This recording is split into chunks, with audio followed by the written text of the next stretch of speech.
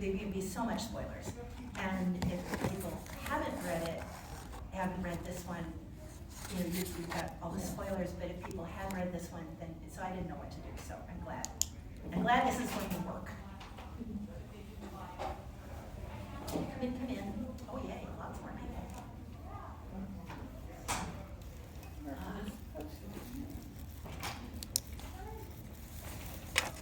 Okay. All right. And we have hit 1:30. So this is the Patricia C. Wrede reading, and I am Patricia C. Wrede. I wrote the Enchanted Forest Chronicles. I wrote lots and lots of other books, which I presume some of you have read. And I decided, I was just telling everybody else who got here a little earlier, that I'm going to read from The Dark Lord's Daughter, which just came out in September. And I am going to start sort of partway through chapter 1. We can do this one of two ways. I can read like the brief thing that's, you know, about 5-10 minutes, and then we can do questions and answers, or I can just keep going until we run out of time, and then I'll sign things and so on. So which, do people want a Q&A? Or do people want me to just keep reading? I'll just keep reading until we need it.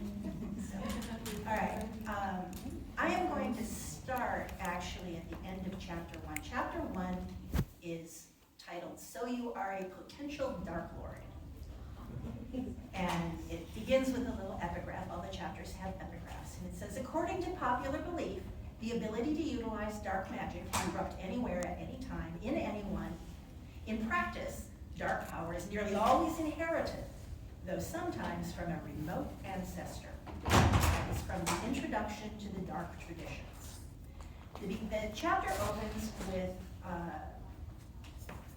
our protagonist, whose name is Kayla, and her mother, her adopted mother. She is adopted, she knows this, and her younger stepbrother going to the state fair, and we find out, the Minnesota State Fair. And we find out that in the process of them going through the state fair, that Ricky is the mother, and her husband passed away from cancer about 4 years prior. And the family has fallen on hard times due to the medical bills, and they're just beginning to kind of climb out of that and get back into things. And they're coming to the state fair as their big family tradition that Ricky insists on. And they're stopping by one of the television things that, you know, where people set up to explain at the stage, or one of the stages where some imaginary local TV company is showing off their lineup for the fall.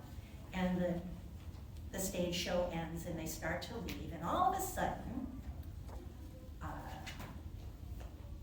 it starts here. All of a sudden, as they're walking, my lady, boomed a deep voice, and a tall figure appeared from behind the stage. He wore a flowing black cloak that reached the back of his knees. His face was hidden behind a full black helmet, painted with a crudely drawn red skull, and one black gloved hand rested on the hilt of a curved sword hanging from his belt.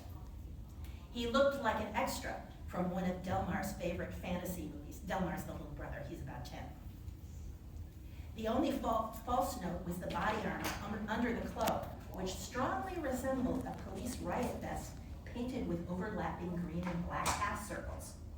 My lady, I have found you. People turned to watch as the costumed man moved swiftly forward and went to one knee in front of Kayla. Startled, Kayla recoiled half a step and bumped into her mother. It's just part of the show, Ricky said in her ear. She patted Kayla's shoulder reassuringly. Be a sport and play along. Who are you? Kayla asked. I'm Wayland, second commander of the dark hordes of Zaradwin, my lady, the man said. For 10 years, ever since your father fell in battle at the hands of the legions of light, I have labored to find you. Now you will return to take your father's throne and rebuild the armies of darkness. He stretched one hand out toward Kayla, and she saw something like glowing red in the palm of his glove. It was making a high-pitched noise just at the edge of her hearing. like a malfunctioning radio. She tried to back up and bumped into her mother again.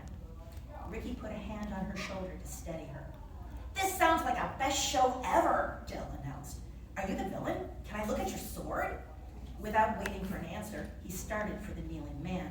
Ricky put her other hand out and caught his shoulder, just as Waylon's reaching hand touched Kayla's. The noise rose to a high whine, and the red light expanded, turning the stage and the fairgoers into a black and red still life and shutting off all sound. Real life isn't supposed to have a pause button, Kayla thought. And then the light faded, taking the fair with it. Kayla tried to jerk away, but found that she couldn't move. For a long, panic-stricken moment, she stood frozen with only her mother, Delmar, and the kneeling man.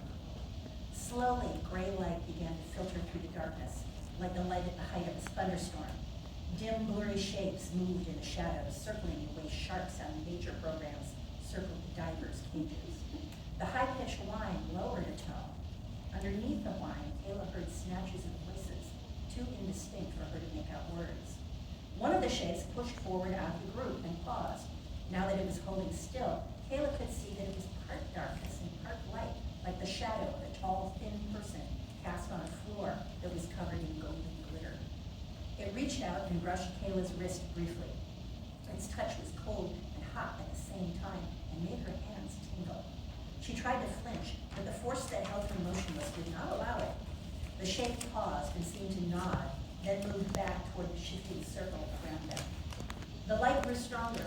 The circling shapes faded into fog, and the fog slowly cleared. The voices became fainter, then vanished. The high-pitched whine died, leaving behind an absolute silence, and Kayla found she could move again. Before she could do more than take a deep breath, her mother dragged her backwards, away from the kneeling man, hard enough and fast enough to make Kayla stumble. "What?" She looked up and froze. They stood in the exact center of a circle of bare dirt, at least 20 feet across. A double ring of massive gray stones, set about 4 feet apart, marked the outer edge of the circle. Each stone was at least 3 times Kayla's height, and each was a slightly different shape, as if the circle builders had used whatever giant rocks they could find. But every stone was the same dark, shadowy gray, flecked with sparkles, and marked with thin black lines running top to bottom. They reminded Kayla of the shadowy shapes in the between place. Through the gaps between the stones, Kayla could see sparse grass and empty fields stretching in all directions. The cool air smelled sour and musty, like a basement that hadn't been cleaned in a long time. Gray clouds blanketed the sky, except for a thin strip of light on the horizon to her right. She saw no sign of the fair buildings or the crowd, but in the distance, off to the left, was a line of black, leafless trees that might once have been the edge of a forest. Beyond, a steep-sided mountain loomed, crowned by a black tower with a pointed circular roof. "Oh no," Kayla muttered. "Welcome, my lady." Waylon rose to his feet and bowed deeply. "Welcome to Zardwin." That's the end of chapter 1. You want to keep going?